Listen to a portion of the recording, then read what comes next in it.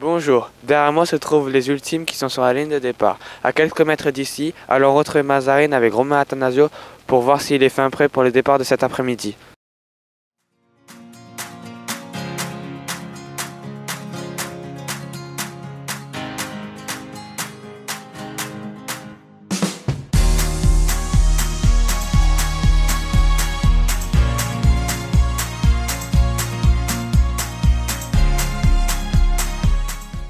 Bonjour, qu'est-ce qui vous a poussé à devenir skipper?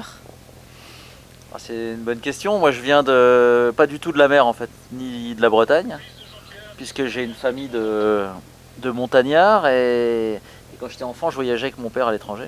Et par contre, j'avais un grand-oncle par alliance qui avait un bateau et c'est lui qui m'a appris à faire du bateau. Et puis, quand on est rentré de voyage, on s'est installé dans l'Oise et en 90, j'avais pas très bien travaillé à l'école et je me suis retrouvé en pension dans l'Aisne. C'était une prison pour enfants. Et c'est l'année où Florence Artaud a gagné la Route du Rhum. Et moi, je trouvais ça incroyable. Je sais pas si vous vous rappelez ce bateau doré et tout. Et c'est ça qui m'a donné envie de faire de la voile. Quelle est la course que vous préférez et pourquoi? Faut que je dise la Route du Rhum. Il y a le Vendée Globe aussi. Le Vendée Globe, ouais, c'est les deux plus grandes courses, c'est la Route du Rhum et le Vendée Globe. Et j'ai fait le précédent. Et en fait, tout ce bateau, ce projet est fait pour accéder à la fin des 4 années au Vendée Globe. Et pour faire mon deuxième Vendée Globe, en fait. Sur quelle mer préférez-vous naviguer? L'Atlantique, mais surtout l'Atlantique Nord, c'est la mer qu'on connaît le plus, c'est celle où on fait le plus de courses, donc je dirais que c'est celle que je préfère. Puis moi j'adore la Bretagne, donc mon endroit préféré pour naviguer c'est en Bretagne. Avez-vous une anecdote marquante sur le métier de skipper?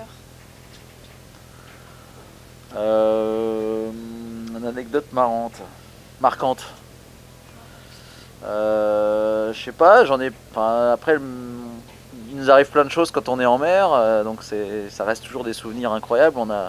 Notamment lors du dernier Vendée Globe, j'ai cassé mes safrans, vous savez ce qui sert à diriger le bateau, en tapant un objet qui était dans l'eau, et du coup j'ai dû m'arrêter en Afrique du Sud pour réparer les safrans, au milieu des otaries qui voulaient monter sur le bateau. Il a fallu que je descende dans l'eau alors qu'il y avait des requins et tout. Enfin, c'est des souvenirs que je garderai toujours. Et puis c'est un truc qui me sert beaucoup dans la vie parce que souvent quand on a un gros problème comme là, c'était l'abandon pour moi de la course, je devais abandonner la course. Et puis je me suis dit mais laisse tomber, j'arriverai jamais et à trouver un endroit pour m'abriter et à les réparer et à repartir faire la course et refaire quasiment tout le tour du monde qui me reste à faire, j'arriverai jamais quoi. Donc quand on pense comme ça, on n'arrive jamais au bout et en fait moi je me suis dit je vais faire les choses petit à petit, je vais d'abord essayer de trouver un abri. Et puis après je vais essayer de les enlever de la coque et puis après je vais essayer de les réparer. Et puis à chaque fois que j'arrivais à faire un petit truc, ça me donnait un petit peu d'espoir pour faire le reste. Je me disais, vous savez comme Forrest Gump, quand il court jusqu'à la sortie du village, il dit bah si je suis arrivé là, je vais peut-être arriver jusqu'au bout de la ville. Et puis si je suis arrivé là, bah pourquoi pas, j'arriverai un peu plus loin. Moi je faisais comme ça, chaque petite victoire te donne la confiance et dire bah si j'ai réussi à faire ça, pourquoi je ferais pas l'étape suivante. Et puis à la fin, bah on se dit bah en fait j'ai réussi. Donc c'est une leçon qui me sert tous les jours maintenant. Comment se déroule une journée type dans cette course sur le bateau? On passe beaucoup de temps ici à la table à cartes à faire la stratégie avec l'ordinateur. On télécharge des fichiers internet, enfin des fichiers météo sur internet et puis on les étudie sur l'ordinateur et puis ensuite on gère dehors les réglages, on barre un peu. Donc en fait les journées passent très très vite. Quand on a un petit peu de temps, on dort 20 minutes. On peut se faire à manger, surtout des plats lyophilisés dans lesquels on met de l'eau et qui gonflent. Donc tout le confort est réduit vraiment au minimum pour passer le plus de temps possible à faire soit la stratégie, soit la navigation dehors, le réglage ou la barre. Comment se déroule le choix des bateaux et participez-vous à la création? Ouais, alors moi j'ai pas eu la chance de pouvoir construire mon bateau parce que c'est les plus gros budgets de la flotte. Les skippers qui ont les plus gros budgets arrivent à faire des bateaux neufs. Moi j'ai dû racheter un bateau qui était déjà existant, qui est même presque un vieux bateau déjà, mais... Donc le bateau je l'ai eu comme ça, par contre c'est moi qui le fais évoluer, c'est-à-dire que l'hiver, les bateaux on les rentre dans le chantier pendant 3 mois, on les démonte entièrement pour vérifier chaque pièce, et puis on fait des évolutions du bateau, on change les ballasts, vous savez, la table à cartes elle était plus grosse, on l'a réduit pour réduire le poids, on a fait plein de choses comme ça l'hiver dernier pour réduire le poids du bateau, parce que le poids c'est l'ennemi, plus le bateau est léger, plus il va vite. Et puis là l'hiver prochain, là vous êtes sur un ballast, donc ça se remplit d'eau, le caisson qui est sous vous là.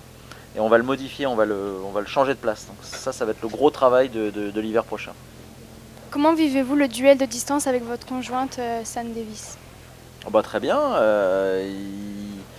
C'est une concurrente, mais voilà, on partage beaucoup de choses à l'entraînement, dans la préparation. Donc c'est plutôt une force en fait d'être tous les deux à préparer cette course. Nous on voit plutôt ça comme un avantage que comme un inconvénient. Donc non, c'est super. On progresse plus vite. Voilà, on nivelle le niveau par le haut en étant deux. Merci. Au revoir et à demain. Installez-vous confortablement dans votre canapé bien au chaud et n'oubliez pas de regarder la route du Rhum, le grand départ à 14 h.